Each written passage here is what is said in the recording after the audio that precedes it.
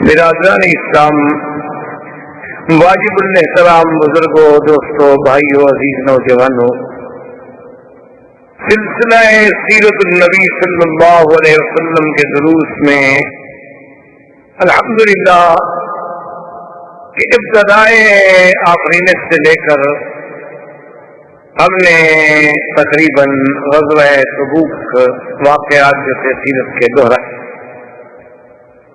غزوہ تبوک کی واپسی پر حضور صلی اللہ علیہ وسلم نے ایک تو راستے میں 14 منافقین کے نام جو تھے وہ حضرت حذیفہ کو بتلا دیے،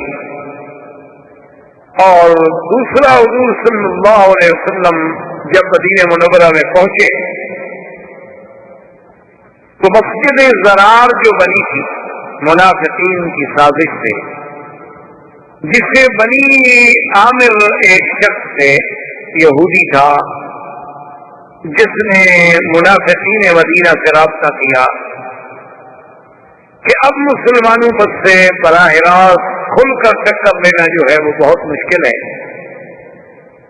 اب حل یہ ہے کہ ہم اندرونی طور پر مسلمان کہلا کر مسلمانوں میں شامل ہو کر مسلمانوں کو اور اسلام کو ایسے ایسے نقصان پہنچائیں کہ پھر ایک دفعہ ان کی قوت اور شان جو ہے وہ ختم ہو۔ تو اس کے لیے ہمیں ضروری ہے کہ ہمارے پاس کوئی مرکز ہو، تو تم لوگ مسجد بنا لو اور حضور صلی اللہ علیہ وسلم سے ہی اس کا افتتاح کراؤ، اور میں کچھ عرصے کے بعد اس مسجد میں بطور خطیب اور بطور امام پہنچوں گا، اور پھر میں وہاں بیٹھ کے سازشوں کو کنٹرول۔ اب حضور صلی اللہ علیہ وسلم جب تبوک سے واپسی میں تشریف لائے تو آپ نے مالک بن دخشن کو حکم دیا کہ فوراً جوانوں کا ایک دستہ لے کر جاؤ اور مسجد کو توڑ دو۔ اور اللہ نے قرآن پاک میں بھی وہ آیات نازل فرمائی کہ والذین اتخذوا مسجدا ضرارا وکفرا وتفریقا بین المؤمنین، کہ یہ وہ لوگ ہیں کہ جنہوں نے اللہ کی مسجد بنائی لیکن مسلمانوں کو ملانے کے لیے نہیں، مسلمانوں کو توڑنے کے لیے، ورنہ اللہ نے جو مساجد بنائی ہیں ان کا مقصد یہ ہے کہ 5 دفعہ آدمی ایک دوسرے سے جڑ جائیں، ہفتے میں محلے کے لوگ جو ہیں جمعہ والے دن جڑ جائیں، اور پورا علاقہ جو ہے وہ عید کے دن پہ جڑ جائے تاکہ مسلمان ایک دوسرے کے احوال سے باخبر رہیں، ایک دوسرے کے دکھ سکھ میں شریک رہیں، ان میں اجتماعیت پیدا ہو، ان میں اتحاد اور اتفاق پیدا ہو، اور 5 دفعہ دن میں ان کو ایک مقام پہ اکٹھا کیا جائے۔ لیکن انہوں نے تو بنائی ہے مسلمانوں کو لڑانے کے لیے، یہ تو اللہ اور اللہ کے رسول سے جنگ کرنے کے لیے مسجد کا بنا رہے ہیں۔ تو اس سے ہمیں یہ مسئلہ بھی ملا کہ اگر کوئی بندہ نعوذ باللہ اس نیت کے ساتھ مسجد بنائے تو اس کو وہ مسجد کا احترام حاصل نہیں ہوگا۔ بہرحال وہ مسجد بھی توڑ دی گئی، اور اس کے فوراً بعد حضور صلی اللہ علیہ وسلم نے مسجد نبوی میں بہت بڑے اجتماع سے خطاب فرمایا، اور اس کے بعد 36 منافق ہیں جن کا حضور نے نام لے لے کے فرمایا کہ اخرج یا فلان، اخرج یا فلان، اخرج یا فلان، کہ فلان تم بھی منافق ہو، نکل جاؤ، تم بھی نکل جاؤ، تم بھی نکل جاؤ۔ تو یہ منافقوں پر اتنی کاری ضرب لگی کہ پہلے 14 آدمی کا راز پکڑا گیا، 36 آدمیوں کے حضور صلی اللہ علیہ وسلم نے نام لے کر بتلا دیے، مسجد ضرار کا منصوبہ بھی ان کا خاص میں مل گیا اور مسجد کو بھی توڑ دیا گیا۔ تو یہ ایک ایسی ضرب تھی منافقین پر کہ یہود تو پہلے نکل چکے تھے مدینہ منورہ سے، اب جو ان کے بچے کھچے منافقین تھے ان کی بھی کمر ہمیشہ کے لیے ٹوٹ گئی، اور اسی صد میں آ کر عبداللہ ابن ابی جو منافقوں کا سردار تھا وہ بھی مر گیا۔ انہوں نے کہا اب کیا جینا ہے، اور یہ ابن ابی ابن سلول وہ ہے کہ جس کو سرکار دو جہاں صلی اللہ علیہ وسلم جانتے تھے، اور یہ سب سے بڑا یعنی یوں سمجھے کہ منافقین کا جو ہے وہ سردار تھا، اور یہی وہ آدمی تھا جس نے سیدہ عائشہ رضی اللہ تعالی عنہ پہ تہمت لگائی، یعنی یہ سب سے بڑا خبیث۔ لیکن جب آپ کو بیماری کی اطلاع ملی تو حضور عیادت کے لیے بھی تشریف لے گئے، اور حضور نے فرمایا کہ یہ مر جائے تو مجھے اطلاع دو۔ آپ نے اپنا قمیص مبارک کو کہا اس کا جنازہ بھی میں پڑھاؤں گا، اور اس کے بیٹے سے کہا کہ میرے اس قمیص میں اس کو کفن دے دو۔ اصل میں بعض علماء نے اس پر تحقیق کی بات جو لکھی ہے وہ یہ ہے کہ جب جنگ بدر ہوئی تھی تو حضور کے چچا بھی قید ہوئے پاس، تو ان کا قمیض پھٹ گیا تھا اور کسی کا قمیض ان کو پورا نہیں آیا تھا۔ تو عبداللہ ابن ابی نے آ کر قمیض پیش کیا گیا، عبداللہ اپنے چچا ہیں، آپ میرا قمیض دے دیں ان کو پورا آ جائے گا۔ تو وہ قمیض لے کر حضور نے ان کو دیا تھا۔ تو حضور نہیں چاہتے تھے کہ اس منافق کا احسان مجھ پر رہے اور قیامت والے دن اس احسان کی وجہ سے اس کو رعایت ملے، اس لیے حضور نے دنیا میں قمیض دے دیا۔ اور جب جنازے پڑھانے کا وقت آیا تو حضرت رضی اللہ تعالیٰ عنہ نے عرض کیا کہ حضور لا تصلی علیہ، آپ اس پہ جنازہ نہ پڑھیں، یہ تو وہ ہے عبداللہ ابن ابی رئیس المنافقین، اس نے عہد میں کیا کیا، اس نے غزوہ خیبر کے موقع پہ کیا کیا، اس نے خندق کے موقع پہ کیا کیا، اس نے سید عائشہ کے علم کے مسئلے میں کیا کیا، آپ اس کا جنازہ پڑھا رہے ہیں۔ اور اللہ نے فرما دیا ہے کہ آپ ان کے لیے اگر 70 دفعہ بھی بخشش مانگو اللہ کو معاف نہیں کریں گے۔ حضور نے فرمایا ہو سکتا ہے عمر میں 70 سے بھی زیادہ مانگ لو۔ بہرحال حضور نے جنازہ پڑھا۔ جنازے پڑھانے کے بعد اللہ نے قرآن میں یہ حکم نازل کر دیا کہ وَلَا تُصَلِّ عَلَىٰ أَحَدٍ مِّنْهُمْ مَاتَ أَبَدًا، کہ میرے نبی آئندہ ان کے مرنے پر کسی منافق کے میت پہ جنازہ نہ پڑھائیں۔ وَلَا تَقُمْ عَلَىٰ قَبْرِهِ، نہ اس کی قبر پہ جائیں، إِنَّهُمْ كَفَرُوا بِاللَّهِ وَرَسُولِهِ، یہ تو اللہ کے بھی دشمن، اللہ کے رسول دشمن۔ تو حضرت عمر رضی اللہ تعالیٰ عنہ کی رائے جو تھی وہ قبول ہو گئی۔ تو یہاں سے علماء نے مسئلہ نکالا کہ آدمی چاہے حضور پاک قمیص جو حضور کے بدن مبارک کو اس سے شان والا کپڑا دنیا میں کون سا ہو سکتا ہے، لیکن اگر اس میں بھی کفن ملے اور آدمی بے ایمان ہو تو کوئی فائدہ نہیں لیتا۔ اسی لیے جیسے کوئی غلاف کعبہ لے جائے، کوئی دعا آیت الکرسی کی چائے ڈال دے، کوئی فائدہ نہیں دیتی جب تک کہ اندر ایمان اور عمل صالح نہ ہو۔ اور یہی وہ 9 ہجری ہے جس میں ام کلثوم حضور صلی اللہ علیہ وسلم کی بیٹی کی وفات پا گئی، اور یہی وہ 9 ہجری ہے کہ جس کو مورخین نے عام الوفود قرار دیا ہے کہ یہ وہ سال ہے کہ جس میں پھر حضور صلی اللہ علیہ وسلم کی خدمت میں لگاتار وفد آئے۔ وفد بنی عامر آیا، بنو عامر ایک قبیلہ تھا، ان کا وفد آیا، ان کے اندر 2 آدمی تھے، ایک کا نام عامر تھا اور ایک کا نام اربد ابن قیس۔ یہ اربد ابن قیس جو ہے یہ تلوار چلانے میں اتنا بڑا ماہر تھا کہ اس کی تلوار کی دنیا میں بڑی دھوم تھی، کبھی یہ بڑا فن تلوار سے، کیونکہ تلوار چلانا بھی ایک فن ہے، لکڑی چلانا بھی ایک فن ہے، بندوق چلانا بھی ایک فن ہے۔ آج کل تو خیر دنیا ہی بدل گئی نا، آج کل تو وہ جنگیں ہی نہ رہی، آج کل تو جدید جنگیں ہیں، جدید ٹیکنالوجی ہے، ریموٹ کنٹرول پہ آپ ایک بٹن دبائیں اور دوسروں کا ملک سوا کر دیں۔ آج کل تو کوئی نہ بہادر ہے نہ بزدل ہے، آج کل تو جدید وسائل و آلات کی جس کے پاس فرائض نہیں ہے وہ طاقتور ہے اور نہیں ہے تو کمزور ہے۔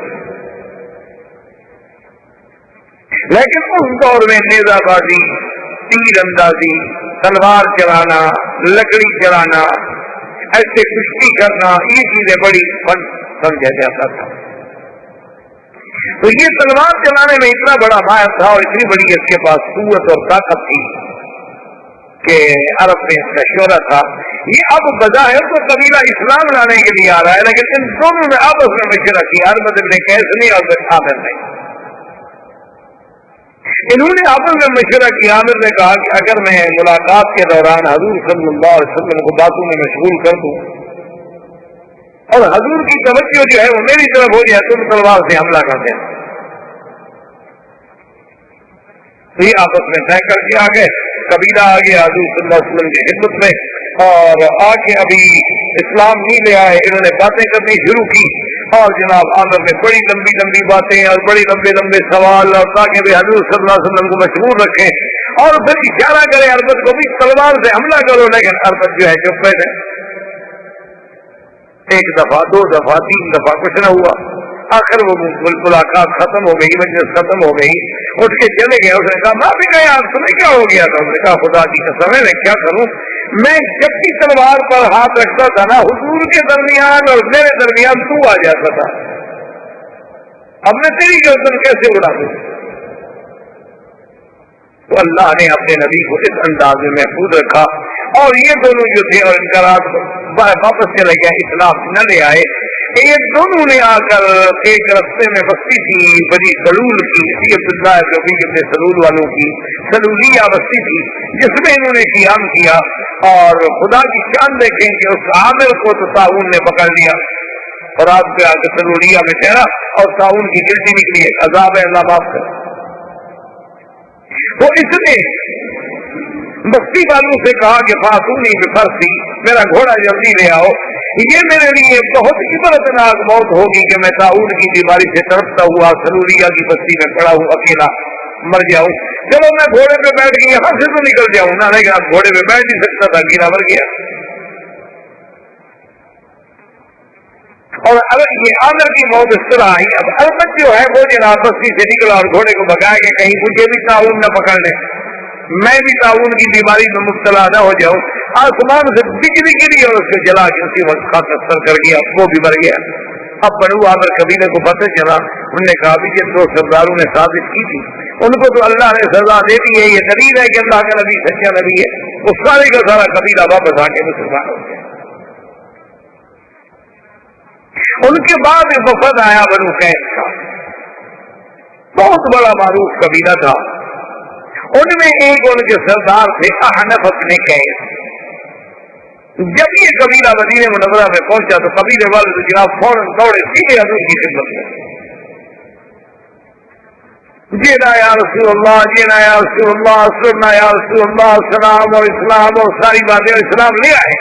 لیکن احنف اپنے قیس جو تھے وہ مدینہ منورہ میں اپنے ایک دوست کے مکان پہ گئے، وہاں جا کے سامان اتارا، وہاں جا کے اپنا غسل فرمایا، کپڑے تبدیل کیے، خوشبو لگائی اور تیار ہو کر حضور کی خدمت میں حاضر ہوئے. حضور بہت خوش ہوئے. حضور نے فرمایا ھذا رجل فیہ الحلم والعنا، کہ یہ بندہ ہے جس کے اندر حلم ہے، حوصلہ ہے، صبر ہے.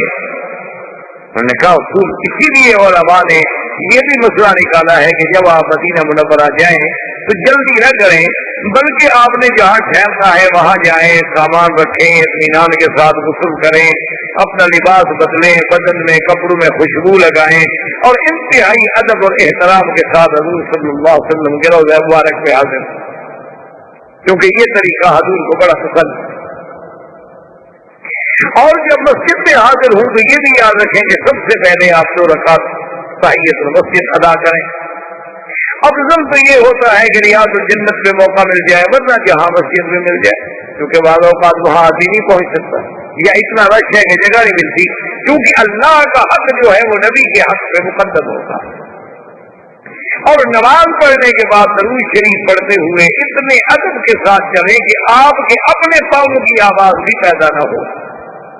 یہ نہیں کہ مسجد بھاگ رہا ہے اور شور کر رہا ہے اور ایک دوسرے کو دوست پوچھ رہے ہیں آپ کس ہوٹل میں ہیں یار، اچھا اور یہاں ٹھہرو میں سلام پڑھ کے ابھی آتا. یہ تو گستاخی ہے اور بے ادبی ہے.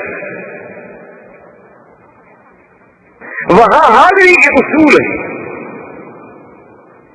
اس کے آداب ہیں کہ بالکل خاشعا خاضعا. یہاں کے بہت بڑے عالم تھے، اللہ اس کی قبر پہ رحمت فرمائے، اور رئیس الفضال اعلیٰ بھی رہے پھر وہ، جن کے بیٹے آج کل امام حرم بھی ہیں شیخ صالح. تو ان کے والد جو تھے بن حمید بہت بڑے عالم، بہت بڑے علماء سے تھے، جیسے شیخ عبدالعزیز بن باز، اللہ ان کی قبروں پہ کروڑوں رحمتیں فرمائے.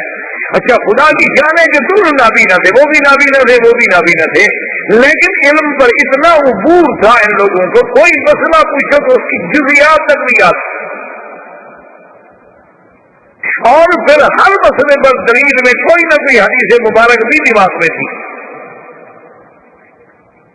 اتنا بڑا علم بہت کم لوگوں کو نصیب ہوتا ہے.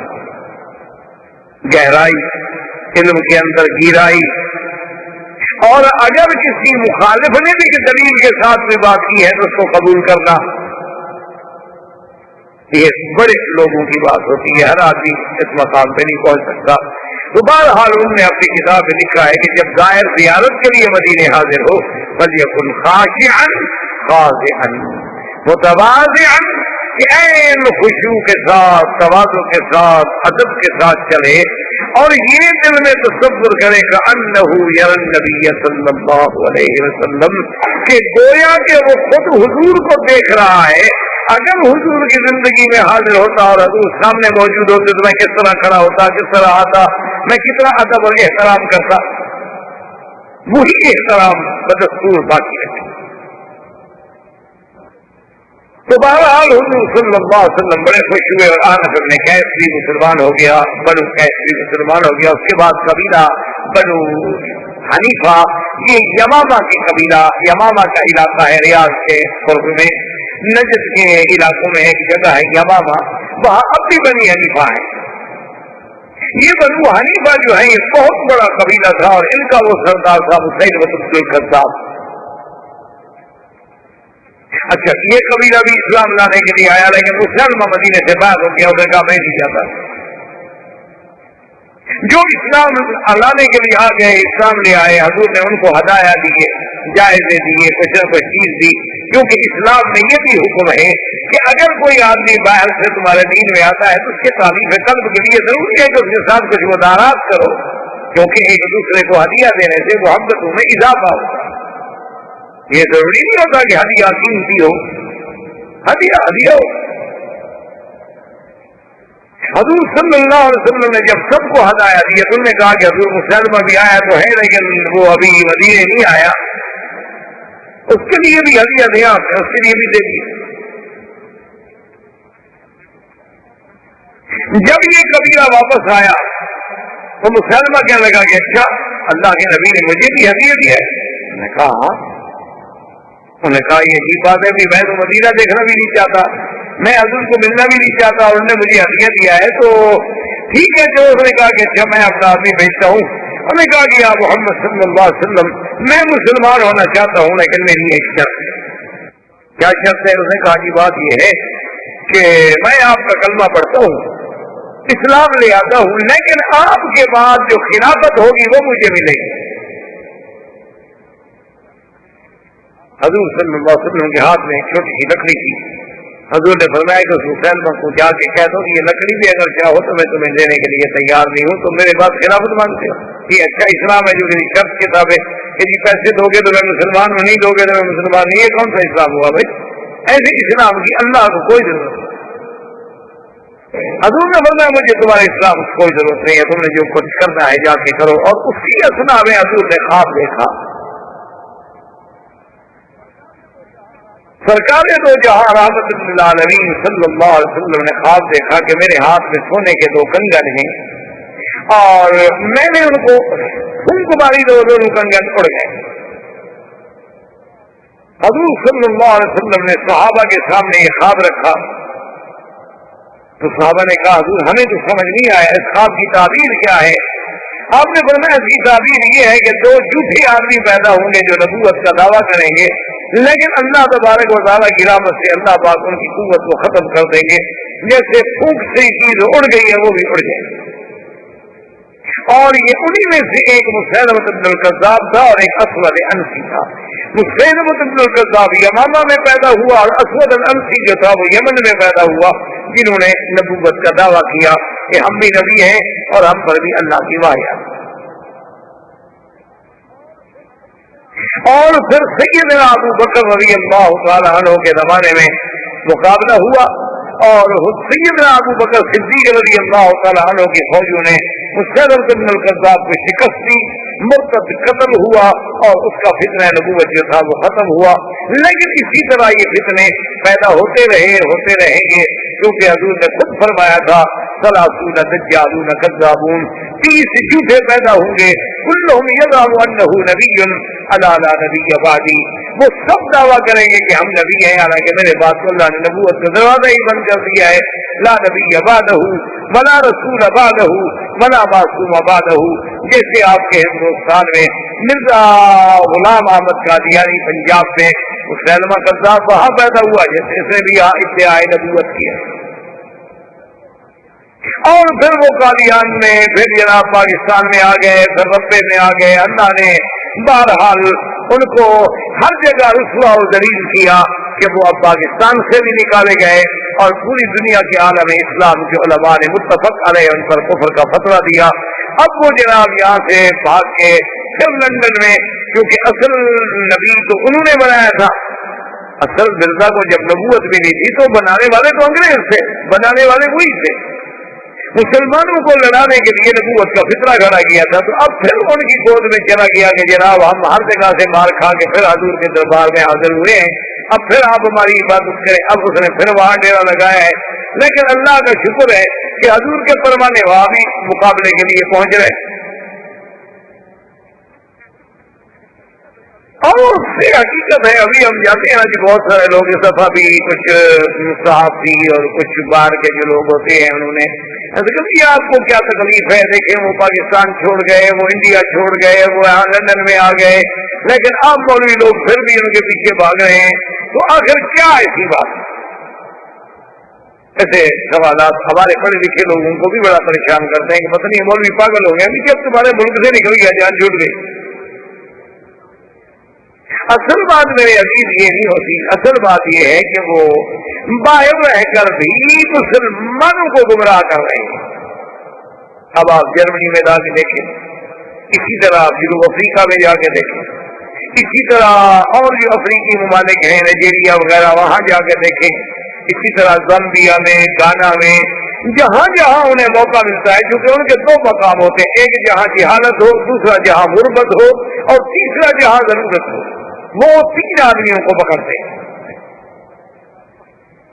اب ایک آدمی لندن میں گیا ہے، اس کے پاس ویزا ختم ہونے والا ہے اور رہنا چاہتا ہے، ٹھیک ہے جی آپ ہمارا فارم پر کر دیں کہ آپ کا جماعت احمدیہ سے تعلق ہے، ہم آپ کو سیاسی پناہ لے کر دیتے کہ جی ہم تو پاکستان سے نکلے ہوئے ہیں، ہمیں تو وہاں مار دیتے ہیں لوگ، ہمیں پناہ دیجیے. تو جو آدمی جماعت احمدیہ کا فارم پر کر دے اس کو پناہ مل گئی. انہوں نے کہا دیکھیں جی اب تو ہر سال ہزاروں لوگوں کو مرزائی بنا رہے ہیں.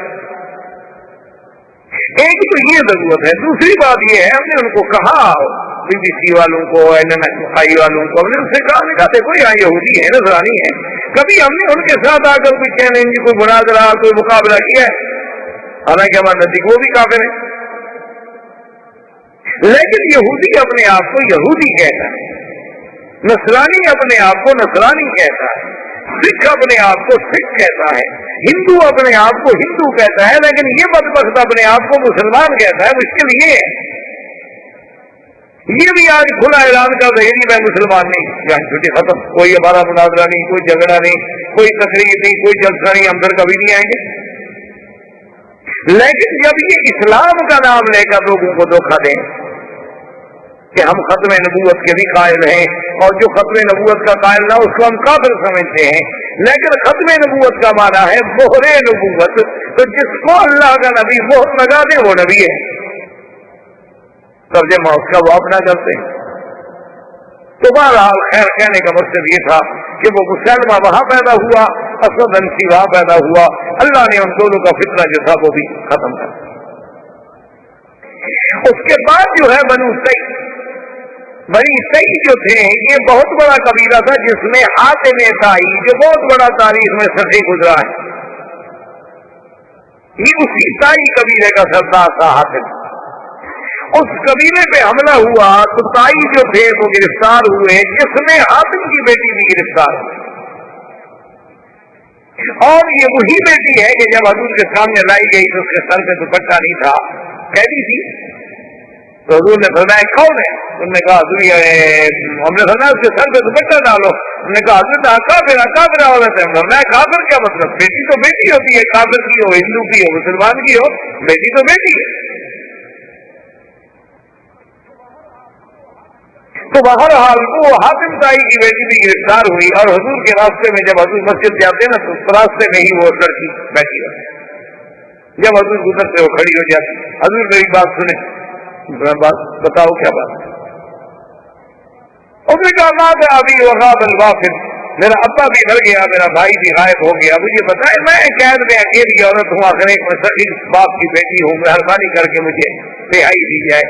1 دن 2 دن 3 دن رسول نے فرمایا رہے. اس نے کہا کہ حضور اگر میرا بھائی، آپ نے فرمایا تمہارا بھائی اللہ اللہ کے رسول کا نام سن کے فرار ہو گیا، بھاگ گیا، اللہ اللہ کے رسول سے فرار ہونا چاہتا ہے، اس کو نہیں، ہاں اللہ تمہارا بھائی خود آئے اسلام کے لیے تو پھر آپ اس کو بنا دیں۔ تو یہ لڑکی واپس آئی، اپنے بھائی کو ملی، اپنے بھائی سے کہا کہ دیکھو تم اب نہیں بچ سکتے ہو، بات سوا اس کے کہ حضور صلی اللہ علیہ وسلم کی خدمت سے چلے جاؤ۔ اس نے کہا اچھا مجھے یہ بتاؤ، کیونکہ آدم کی بیٹی جو تھی وہ بھی ایک بہت بڑی سمجھدار اور امراۃ ذات حزم، اس نے کہا تم مجھے مشورہ دو، تمہارا مشورہ کیا ہے، میں کیا کروں؟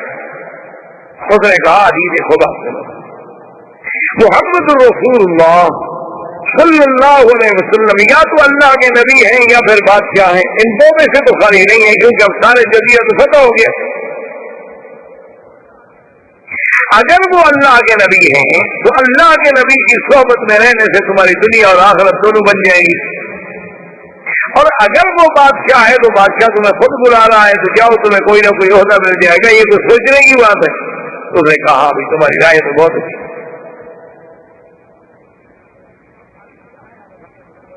ابھی آیا مدینہ منورہ میں، حضور صلی اللہ علیہ وسلم نے بڑا احترام کیا، آخر ایک بڑے باپ کا بیٹا تھا، اور سخی انسان جو ہے وہ اللہ کو بڑا محبوب ہو، آدمی کے اللہ نے سخاوت دی ہو تو سخی آدمی چاہے کتنا گناہگار ہو لیکن اللہ کو بڑا پسند۔ تو جب آئے تو حضور نے بڑا احترام کیا، بڑی عزت دی۔ تب اس نے کہا کہ میں سوچ رہا تھا کہ بھئی کیا فیصلہ کروں کہ انہ نبی و ملک، بادشاہ ہیں آپ نبی ہیں۔ ایسے ہم چل رہے تھے کہ راستے میں جاءت امرأۃ عجوزہ، ایک بوڑھی عورت آئی، اس نے کہا اسمع یا محمد، تو حضور میری بات سن۔ وہ کہتی ہے کہ جناب میں وہ عورت جو ہے بوڑھی عورت ہے، بالکل لکڑی پکڑے ہوئے ہیں، اللہ حضور صلی اللہ علیہ وسلم کے اس کی بات سن رہے ہیں، سارے صحابہ کھڑے ہیں، تو ایک گھنٹے تک حضور بات سنتے رہے۔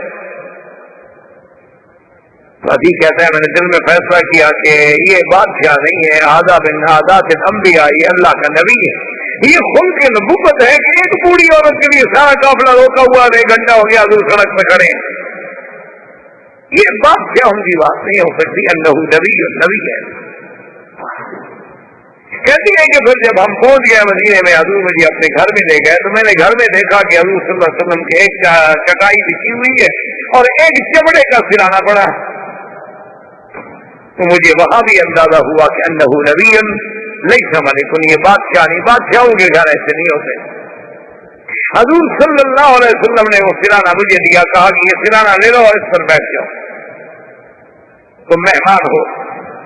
تو میں نے کہا کہ نہیں یا رسول اللہ آپ اس سرانے پہ بیٹھے، حضور نے فرمایا آپ اس سرانے پہ بیٹھے، میں نے کہا نہیں حضور آپ کے سامنے میں کیسے سرانے پہ بیٹھوں؟ حضور نے فرمایا میں حکم دے رہا ہوں، تم مہمان ہو۔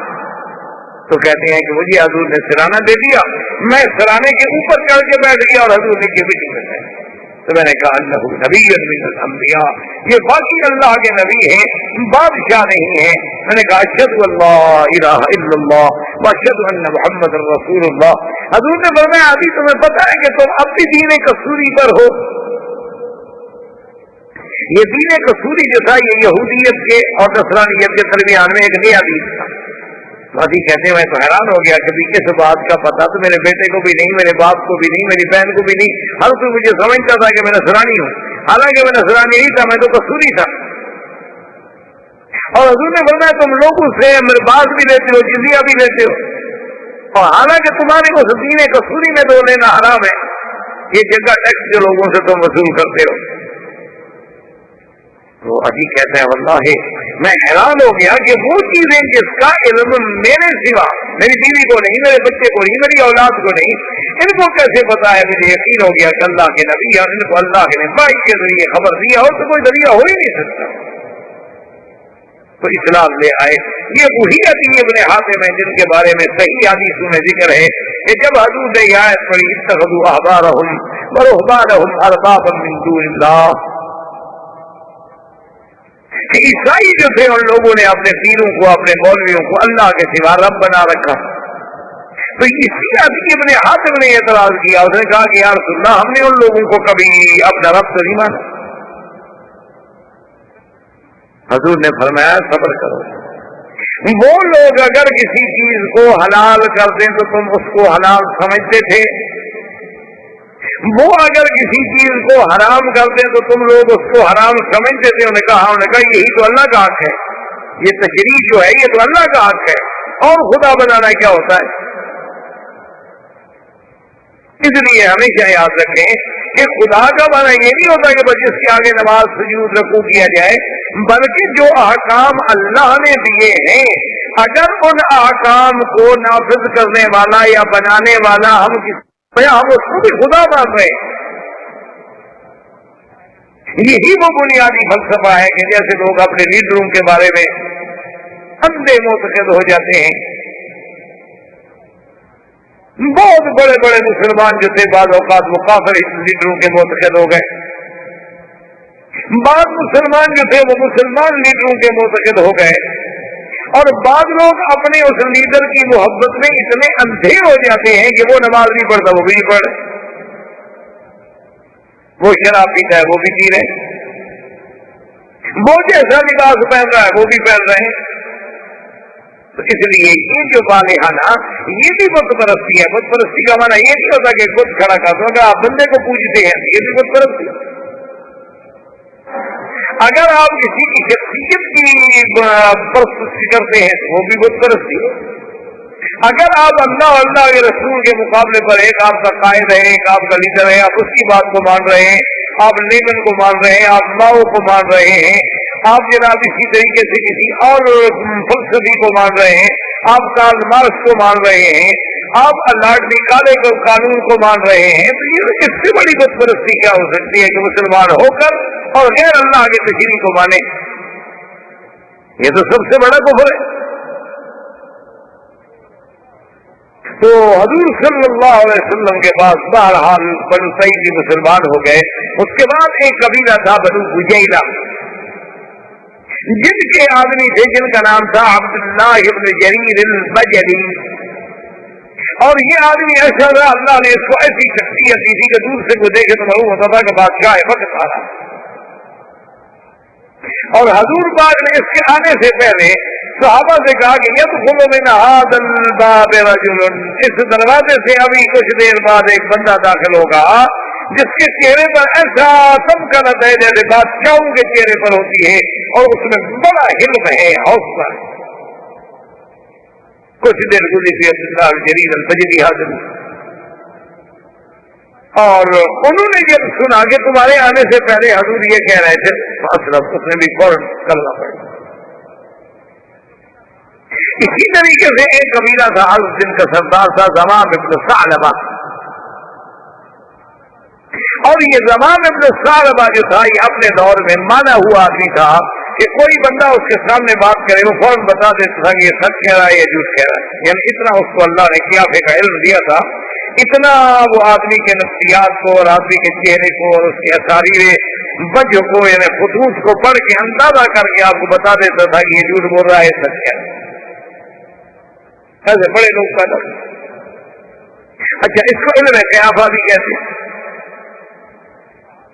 تو اس کے قبیلے والوں نے کہا کہ زمام ایک بات کرو یار، مہربانی کرو، تم خود مدینے شریف کیوں نہیں چلے جاتے ہو تاکہ ہمیں حضور صلی اللہ علیہ وسلم سے بات کر کے بتلا دو کہ وہ سچے ہیں، اللہ کا نبی ہے، سچا ہے یا نہیں ہے، تاکہ ہم بھی فیصلہ کریں۔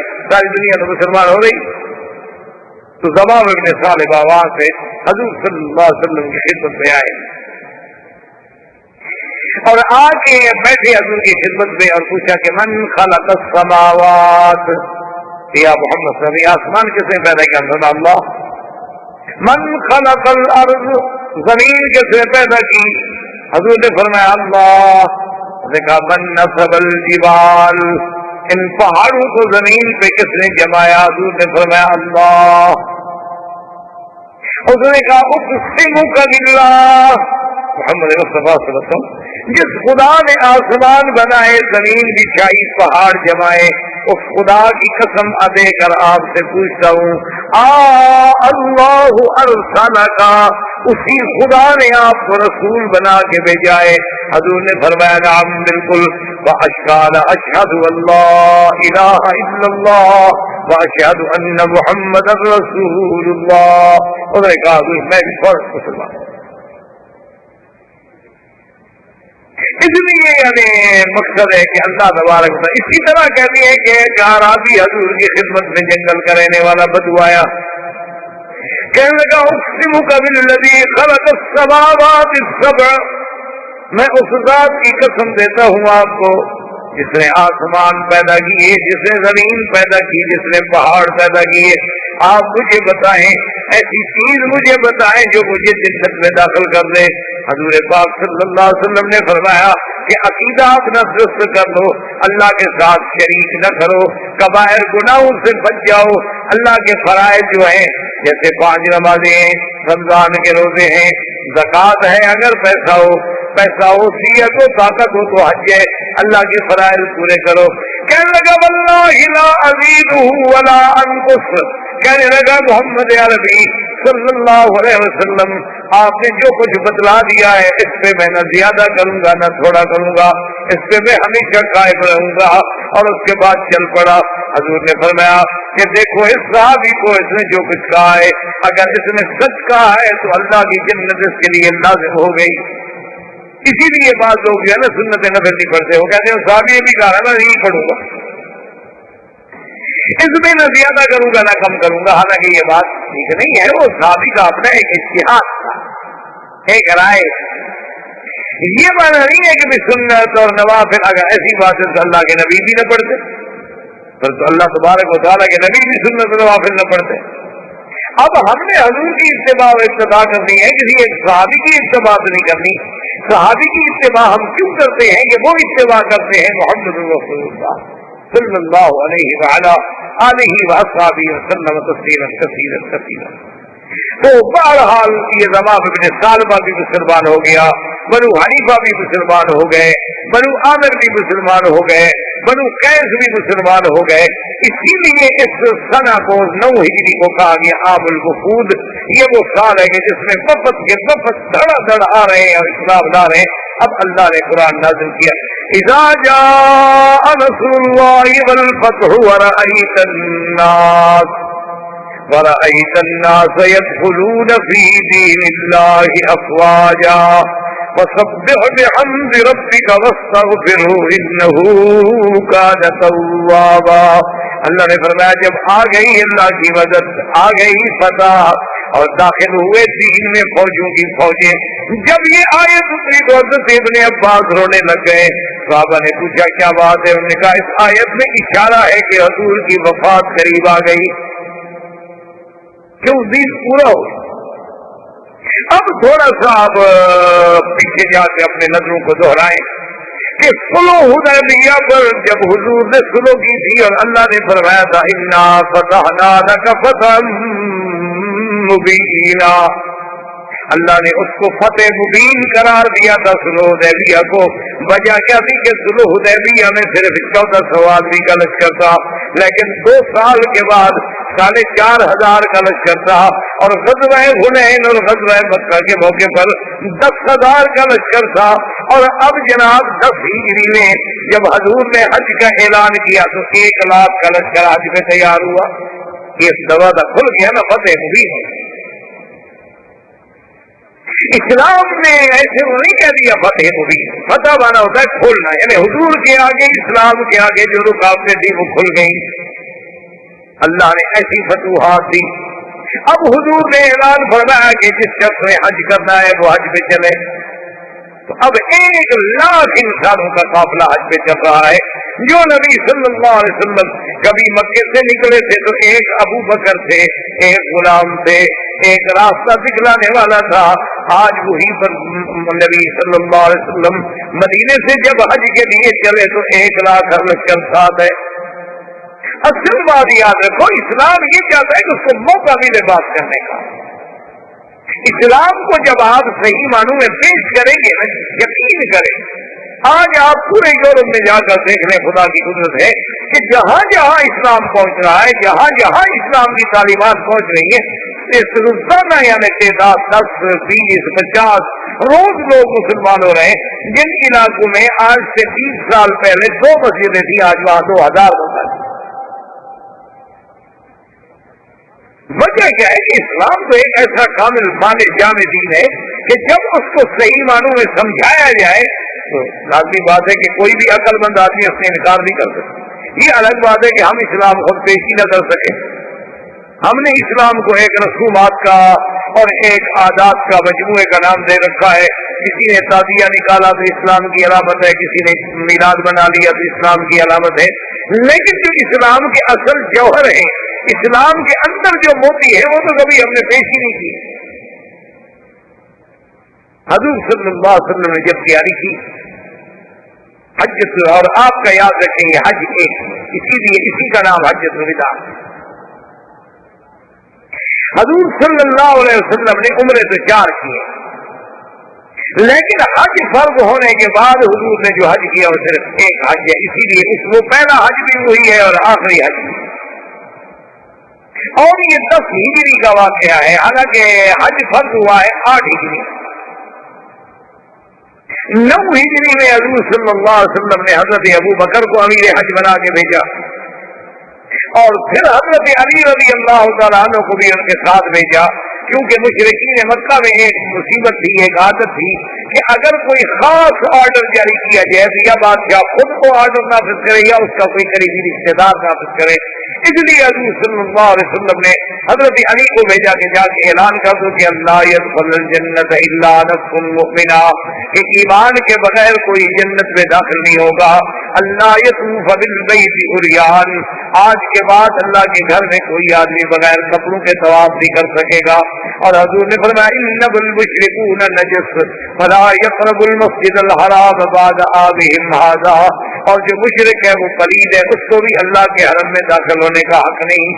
اور اسی طرح حضور نے حکم دیا کہ علی جتنی تماثیل, جتنی بت, جتنی تصویریں ہوں سب کو مٹا دو.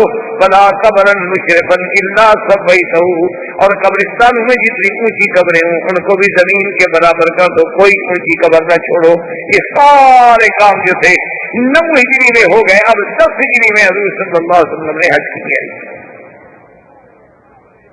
اور حضور صلی اللہ علیہ وسلم جب پیر علی سے, جس کا اصل نام تو ذل حلیفہ ہے لیکن مشہور جو ہے وہ ابیار علی ہے, اور ہمارے پاس لوگوں نے تو ایک روایت بھی بنا رکھی ہے. کچھ تو کہتے ہیں کہ یہ علاقہ جو تھا یہ حضرت علی رضی اللہ تعالیٰ عنہ کا رقبہ زمین جائیداد تھی, اسی لیے اس کو پیر علی کہا جاتا ہے, حالانکہ انتہائی بڑا جھوٹ ہے جس کی کوئی حقیقت نہیں.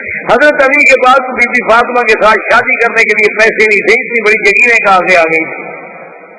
حضرت علی تو غریب آدمی تھے, وہ تو سب کچھ مکہ میں لٹا گئے.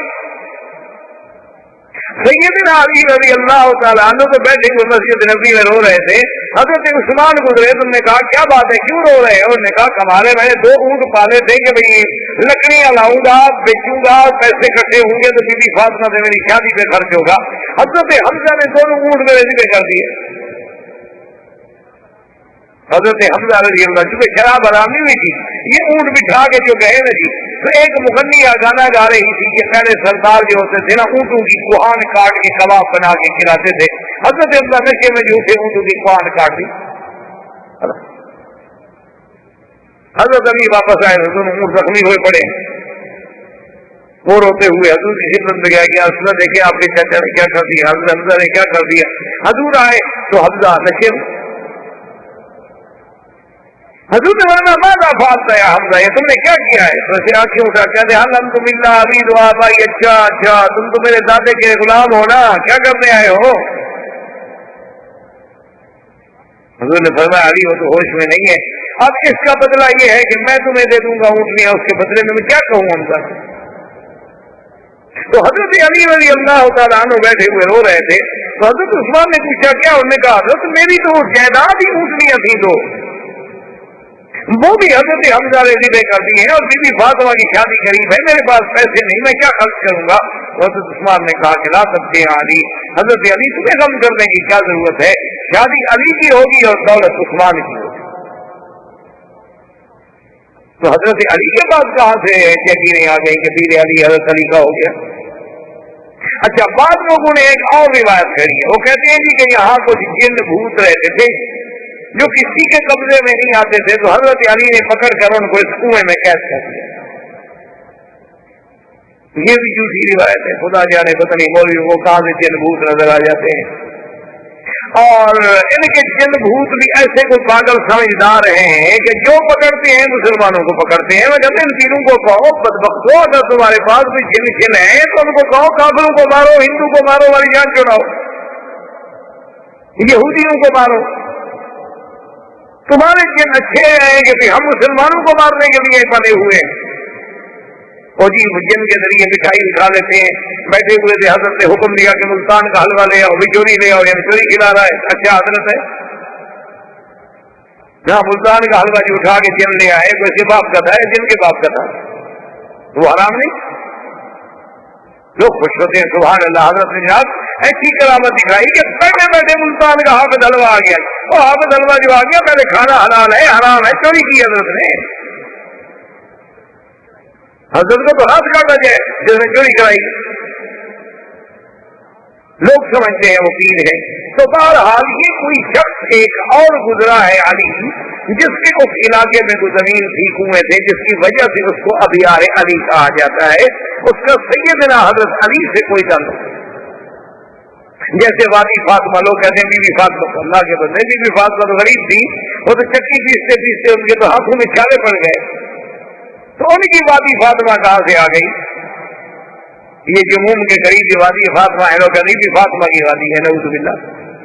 یہ سارے لوگوں نے خود کھڑے ہوئے ہیں جس سے جہاں جو نام پھٹ جاتا ہے نا جی، قوم بڑی استاد ہے، ایک منٹ میں لگا دیتی ہے کہ چلو بھائی اس کو بی بی فاطمہ کے ساتھ لگا دو، اس کو علی کے ساتھ لگا دو۔ تو حضور صلی اللہ علیہ وسلم جب وہاں تشریف لائے تو آپ نے وہاں سے جو حج کی نیت کی تو وہ حج قران تھا۔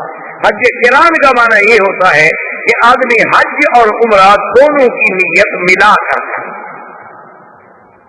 اور مکے میں آ کر اسی احرام، عمرے کے بعد احرام نہیں کھولے گا، احرام میں رہے گا، اسی احرام کے ساتھ حج میں جائے گا۔ حج کرنے کے بعد کنکریاں مار کے قربانی کر کے سر مڑا کے احرام کھولے گا تو قران ہوگا۔ تمتع کا معنی یہ ہوتا ہے کہ اشہر حج میں آ کر عمرہ کرے، عمرہ کرنے کے بعد احرام کھول دے، پھر 8 ذی الحجہ کو حج کا احرام باندھے، اس کو کہتے ہیں تمتع۔ اور حج افراد یہ ہوتا ہے کہ بھئی نیت ہی صرف حج کی کرے اور احرام ہی صرف حج کا باندھے، اس کے ساتھ عمرہ نہ ہو۔ تو حضور صلی اللہ علیہ وسلم قارن تھے، اسی لیے امام ابو حنیفہ رحمۃ اللہ علیہ کے نزدیک حج قران جو ہے وہ افضل ہے۔ اس میں البتہ تھوڑا سا اختلاف ہے، بعض ائمہ کا، بعض ائمہ یہ فرماتے ہیں کہ حج قران کے لیے یہ ضروری ہے کہ بکری ساتھ لائے، سائق الحدی ہونا ضروری ہے۔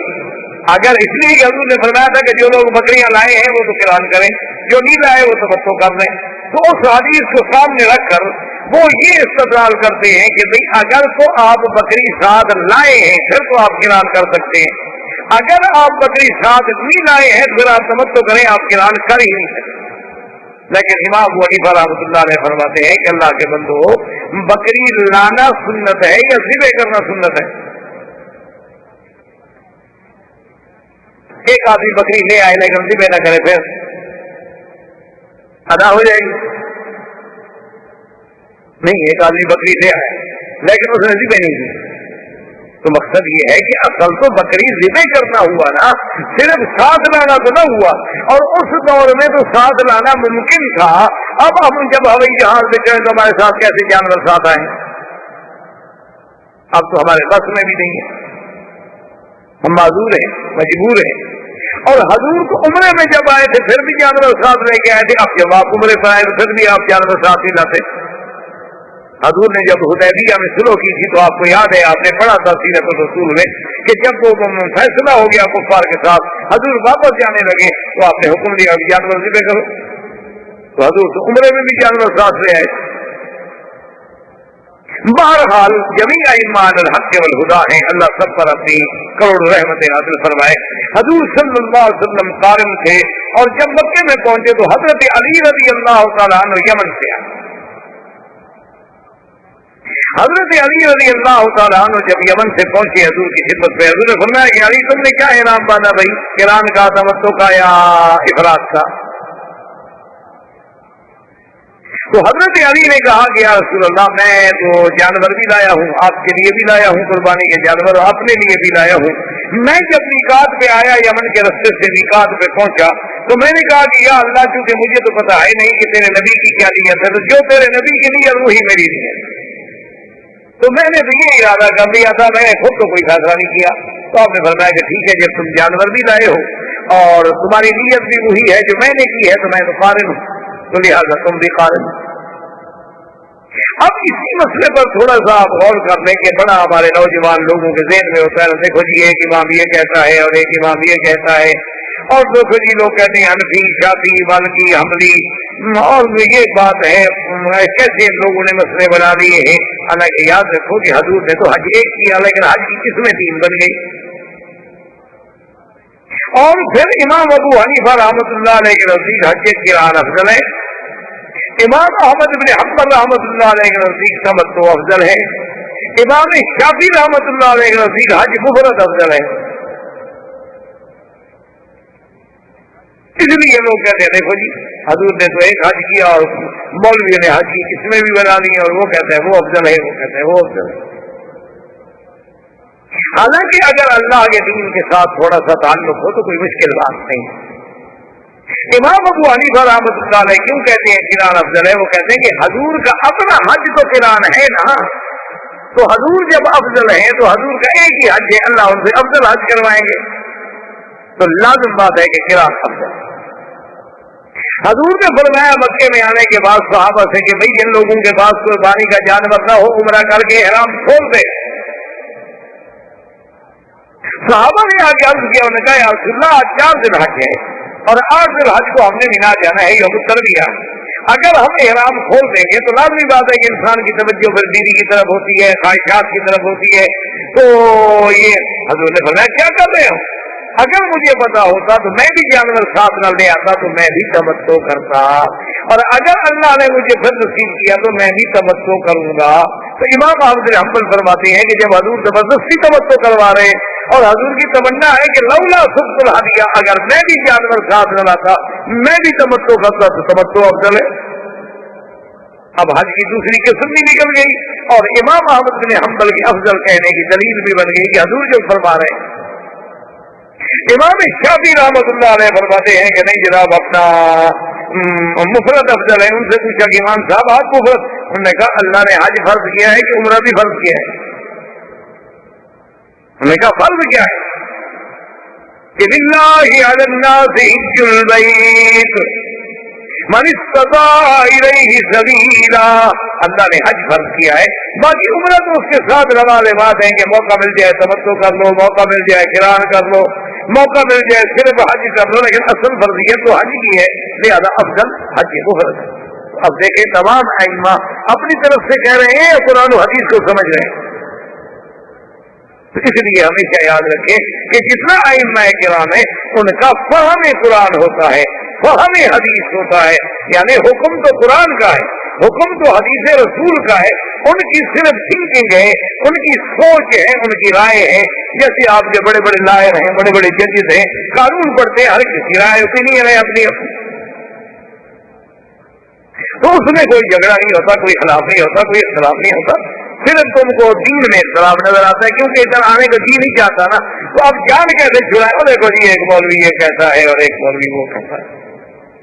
میں تو ہمیشہ لوگوں سے کہتا ہوں کہ چلو آپ ایسا کریں، جن باتوں پر مولوی متفق ہیں وہ تم مان لو، جھگڑے والی چھوڑ دو۔ جن باتوں پر مولوی تمہیں لڑاتا ہے نا، کچھ مولوی کچھ کہتا ہے نماز کے لیے تو جھگڑا کوئی، تمام مولوی کہتے ہیں نماز پڑھو، یا کوئی ایسا مولوی بھی ہے جو کہے نہ پڑھو، تو چلو بھائی یہ تو شروع کر دو نا، تو بس اس میں تو سارے مولوی متفق ہیں۔ رمضان کے روزے کے بارے میں کتنے مولوی ہیں جو تمہیں کہتے ہیں کہ نہ رکھو، یا 30 یا 29 نہ رکھو بلکہ اس دفعہ 10 رکھ لو؟ کوئی ایک مولوی دکھاؤ جس نے اختلاف کیا ہو۔ اچھا اگر تم صاحب دولت ہو تو حج کے بارے میں ایک مولوی دکھاؤ جو کہے جی حج نہ کرو۔ اچھا ایک مولوی مجھے دکھاؤ چاہے وہ خود داڑھی منڈاتا ہو لیکن کسی کو کہے کہ داڑھی منڈاؤ، ایک مولوی پیدا کر دو کسی پارٹی کا बरेलवी हो, देवबंदी हो, बस ठीक है मैं तुम्हारे साथ हूँ, मैं उसकी बात नहीं मान लूंगा, मैं नर्म आदमी हूँ, मैं झगड़ा नहीं करूंगा। तो जिन मसलों पर मौलवियों में इख्तलाफ नहीं है, सारे मौलवी एक ही बात कह रहे हैं, उस पर तो तुम चलना शुरू कर दो, और जिन पर इख्तलाफ है उनको रहने दो, वो बाद में हल कर लेंगे। जैसे शिया कहते हैं ना जी कि हमारा कुरान जो है गार में है और 70 गज लंबा है, उनका अल्लाह के बंदे हमसे आधे गज वाला नहीं पढ़ा जाता, तो 70 गज वाला छुपा के बैठे हुए हुआ, वो अगर आ गया तो नहीं, उससे कौन अमल करेगा। तो हमने कहा शिया से भी आपका हमारा झगड़ा खत्म, हम आपको इस्लाम पे कोर्ट में जाके लिख देते हैं कि जब तुम्हारा कुरान आएगा हम उस पर अमल करेंगे, और जब तक वो नहीं आता तुम हमारे कुरान पर अमल कर दो। तो वो उस पर भी नहीं आते, इसका क्या किया जाए, क्योंकि वो कुरान हो तो आए ना, वो तो है नहीं, उसमें तो आना नहीं, कैसे रखते हैं, आदमी तो समझदार है। तो बहरहाल मेरे कहने का मकसद ये है कि कोई बात भी इमाम या उलमा खुद नहीं बनाते, इल्ला वो जो बिल्कुल पटरी से हटे हुए हैं, वो फिर उलमा भी नहीं, वो तो बातिल है, पहले बातिल है, फिर के मानना है, उनको तो आलिम कहने का हक ही नहीं। आलिम तो वो होगा जो नबी का वारिस होगा, अल उलमा वरसतुल अंबिया, जो अंग्रेज का वारिस हो वो कैसे आलिम हो सकता है भाई, वो तो जालिम हो सकता है। इसलिए हुजूर सल्लल्लाहु अलैहि वसल्लम हज में तशरीफ ले आए, और यौम तरविया कहते हैं 8 तारीख को। तरविया क्यों कहते हैं, क्योंकि मिना में पानी नहीं था, तो उस वक्त लोग अपने ऊँटों को पानी पिला लेते थे और बर्तन भर लेते थे और मशकीलें भर लेते थे, भी मिना में जो रहना है 2-3 दिन, पानी का क्या करेंगे, तो इसलिए उसका नाम बन गया यौम तरविया। हजूर सल्लल्लाहु अलैहि वसल्लम मिना तशरीफ ले गए, और 9 तारीख को हजूर सल्लल्लाहु अलैहि वसल्लम मिना से रवाना हुए। तो अब सारे मक्के वाले भी, सहाबा भी हैरान थे, परेशान थे कि देखें अब क्या होता है, क्योंकि कुरैश मक्का जो थे वो मुज़दलिफा में ठहर जाते थे, वो अरफात नहीं जाते थे, क्यों, उन्होंने अपना एक मसला खुद निकाल लिया। उन्होंने कहा कि ना हरम, उन्होंने कहा कि हम तो हरम के मुजावर हैं, हरम के लोग हैं, हम मुज़दलिफा से आगे जाएंगे तो हरम से निकल गए ना, अरफात तो हरम से बाहर है ना, लिहाजा हम हज करेंगे और करेंगे हरम के अंदर, बस हम तो आगे जाते नहीं। अब जैसे हमारे बलोचों ने कोयटा में मसला हल कर दिया है, वहां एक जबल मुराद है, एक जिक्री पार्टी है, वो कहते हैं जी मक्के मदीने जाने की जरूरत ही नहीं, यही जबल मुराद पे आ जाओ और यही हज कर देते हैं। और कुछ लोग पैदा हुए हैं माशाल्लाह, वो कहते हैं हम जन्नत में भी नहीं जाते, वो कहते हैं जी हम जन्नत में भी, अल्लाह के बंदे जन्नत क्यों नहीं जाते, कहते हमें काफी है बगदाद की गलियां, हमें जन्नत जाने की जरूरत ही नहीं, हमें तो बगदाद में जाना चाहिए। हमने कहा जरा देर करो, सत्ताम के बाद जाना, ऐसा ना हो कि जन्नत तो मिले सो मिले, वो यहाँ पहुंचाएगा ना तुम्हें, होना जहन्नम होगी, हम तो बर्दाश्त में लटकते रहोगे। अल्लाह के बंदे की अकल की बात है, जो दिमाग में आ जाए कह दिया। अल्लाह के दीन को मजाक तो नहीं बनाया जाता। हजूर सल्लल्लाहु अलैहि वसल्लम, इसलिए कुरैश ने भी अपना एक मसला बना लिया, उन्होंने कहा हरम फला न खुले मिन हरम, हम हरम से नहीं निकलते, हमारा हज मुज़दलिफा में हो जाएगा। हजूर सल्लल्लाहु अलैहि वसल्म सीधे अरफात गए, समझ आ गया कि नहीं हज अरफात में होगा, इसीलिए हुजूर ने फरमाया था हज जो अरफा, हज तो अरफात की हादी करना, अगर कोई मुज़दलिफा में रहे, अगर कोई हरम में रहे तो उसका हज अदा ही होगा जब तक कि वो अरफात में है। हजूर सल्लल्लाहु अलैहि वसल्लम ने इसी अरफात के मैदान में वो अजीम खुतबा जो खुतबा हज्जतुल वदा, ये वही खुतबा है जिसको सारी दुनिया ने लिया है, मानते नहीं है।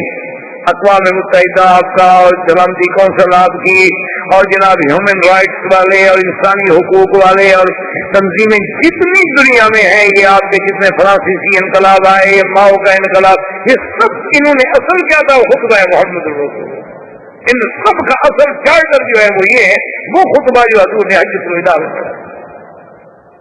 फर्क सिर्फ इतना है कि दुश्मन नाम नहीं बतला, नाम नहीं लेता कि मैंने कहां से लिया होगा, मेरी सोच है। हजूर सल्लल्लाहु अलैहि वसल्लम का वो खुतबतुल विदा जो है इतना अजीम, इतना जामे, इतना माने, इतना कामिल खुतबा है हजूर सल्लल्लाहु अलैहि वसल्लम का कि ऐसे खुतबे की पूरे आलम में मिसाल है। जहां जहां हजूर सल्लल्लाहु अलैहि वसल्लम ने खुतबे में बड़ी बातें फरमाई, वहां अजमत खून मुस्लिम, हजूर ने फरमाया अय्यु यौमिन हाज़ा, अय्यु बलदिन हाज़ा, अय्यु शहरिन हाज़ा।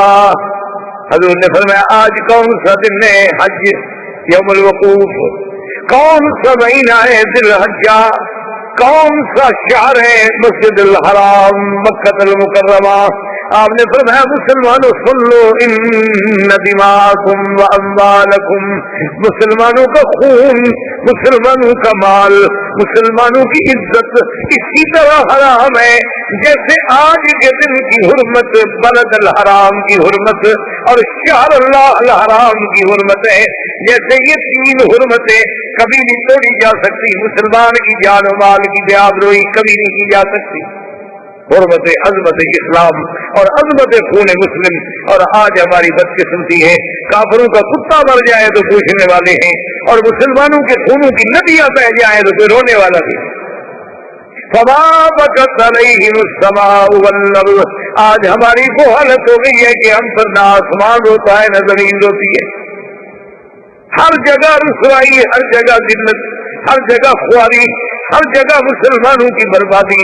کہیں عورتوں کے جلوس ہیں، کہیں مسلمانوں کو قتل کیا جاتا ہے، کہیں مسلمانوں کی عورتوں کے ساتھ اجتماعی آبروریزی کی جاتی ہے، لیکن کافروں کا اگر کوئی جہاز بھی گر جائے، الزام بھی لگ جائے تو ملکوں پہ پابندیاں لگ جاتی ہیں، مسلمانوں کے لیے رونے والا بھی کوئی نہیں۔ کوسوفو میں دیکھ لیں کیا ہے، یعنی جو مدد کرنے آئے انہوں نے بھی مسلمانوں کو مارا، مقصد یہ تھا کہ نسل مسلم کو ختم کر دو، امداد مقصد نہیں تھا۔ اس کی وجہ کیا ہے؟ وجہ بڑی آسان سی ہے جو علامہ نے کہی، وہ معزز سے زمانے میں مسلمان ہو کر اور ہم خوار ہیں آج سارے کے قرآن ہو کر، ہم نے اللہ کے قرآن کو چھوڑا، اللہ نے ہمیں چھوڑ دیا، سیدھی سی بات۔ نام کے مسلمان ہیں، پٹواری نے لکھا ہے مسلم، کھاتا مسلم، پاسپورٹ میں لکھا ہوا یہ کون ہے جی مسلم، باقی اس کو پتہ چلتا کوئی نہیں کہ اسلام کیا ہے، صرف نام ہے۔ کوئی بڑے سے بڑا مسلمان ایک نماز پڑھ لیتا ہے، ماشاءاللہ سمجھتا ہے کہ میں تو بالکل ولی اللہ ہو گیا نا، مکہ شریف میں آ گیا ہوں، نماز بھی پڑھتا ہوں، وہ تو یہ سمجھتا ہے نا کہ میرا تو آسمان پر پہنچنے کے درمیان 1 کلومیٹر کا فاصلہ رہ گیا ہے، باقی وہ یہ نہیں سمجھتا خدا کے بندے مکے میں رہنا کوئی بڑی بات نہیں۔ ابو جہل تو سارے پیدا ہی مکے میں ہوا، رہا بھی مکے میں، اسی لیے بزرگوں نے لکھا ہے کہ خرے عیسیٰ اگر مکہ رہا تو خر باشد، عیسیٰ علیہ السلام کے گدھے کو چلے جاؤ مکے شریف میں 200 سال باندھ کے کھڑا کر دو تو گدھا گدھا ہی رہے گا، بندہ تھوڑا بن جائے گا۔ اصل بات جو ہے کہ دیکھیں حضور کتنی عزت کے فرمایا، جیسے بلد الحرام، شہر اللہ الحرام، مسجد الحرام، یوم الحرام، اس کی حرمت ہے، اسی طرح ان دماءکم واموالکم حرام۔ اور اس کے بعد حضور پاک صلی اللہ علیہ وسلم نے فرمایا لا فضل لعربی علی اجمی، خبردار کسی عربی کو اجمی پہ فضیلت نہیں، ولا لاحمر علی اسود، کسی گورے کو کالے پہ فضیلت نہیں۔ یہ سارے عنصریت کی جنگیں ہیں، قومیت کی جنگیں ہیں، کہ نحن الفرائنا ونحن فلاں ونحن فلاں، اسلام نے تو ختم کی۔ یہ بت ہیں، بت سب سے بڑے بت ہیں، یہ قومیت، رسالیت، وطنیت، صوبائیت، ان سب کو جب تک نہیں توڑو گے اسلام نہیں آئے۔ حضور صلی اللہ علیہ وسلم نے اعلان کر دیا کہ خبردار کسی گورے کو کالے پہ، عربی کو اجمی، الا بالتقوی، اصل فضیلت تقوی کے ساتھ ہے، جو جتنا بڑا متقی ہوگا اتنا اللہ کے یہاں اس کی شان ہوگی۔ اور حضور نے فرمایا کہ یا ایھا الناس، لوگوں سن لو، آج کے بعد ربا حرام، سود حرام، اور فرمایا اول ربن ربا العباس موضوع تحت قدمی ھذا، فرمایا یاد رکھو کہ آج میں سود کو اپنے پاؤں کے نیچے کچل رہا ہوں، اور سب سے پہلے میرے چاچا عباس کا جو سود ہے، میں اعلان کرتا ہوں کہ کوئی بندہ سود نہ دے، اصل قرض واپس کرے، اپنے چاچا کا سود سب سے پہلے ختم کیا۔ اور حضور نے فرمایا کہ یاد رکھو جو جاہلیت میں دشمنی تھی کہ ایک بندہ مارا ہم 2 ماریں گے، وہ 2 ماریں گے ہم 4 ماریں گے، آپ نے فرمایا ختم، آج کے بعد کوئی جاہلیت کے خون کا بدلہ نہیں ہوگا۔ وَأَوَّلُ مَا أَدْعُوا عامر بن ربیعہ بن عبد المطلب، عامر جو عبد المطلب کی اولاد میں ان کے خون کا بدلہ میں معاف کرتا ہوں، کوئی بدلہ نہیں لیا جائے گا، بس ختم، جاہلیت کی جنگیں ختم۔ اور حضور نے فرمایا یاد رکھو کہ قتل عمد اگر کوئی کرے گا تو قصاص، اور شبہ عمد کرے گا یا خطا کرے گا تو دیت۔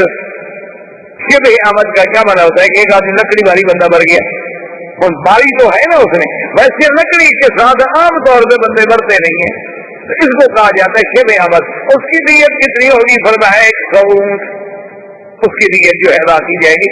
تو یہ وہ حجۃ الوداع ہے جس میں میرے محبوب نے سارا اسلام کا چارٹر قیامت کے لیے جاری کیا، اور جس میں اللہ نے قرآن اتارا کہ الیوم اکملت لکم دینکم واتممت علیکم نعمتی ورضیت لکم الاسلام دینا۔